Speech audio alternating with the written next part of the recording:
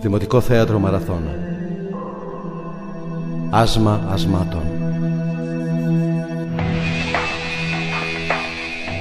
Δώσε μου όλα τα φιλιά που φύλαγες στο στόμα.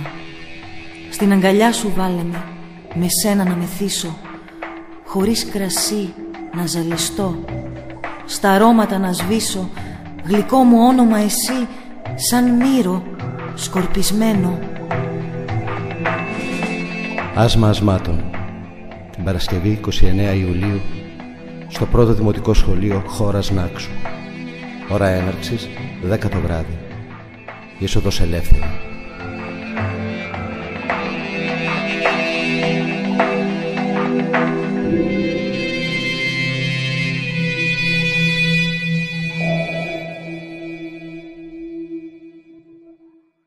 Εδώ εις αυτόν τον καθρέπτην δεν με δείχνει τόσον εύμορφον.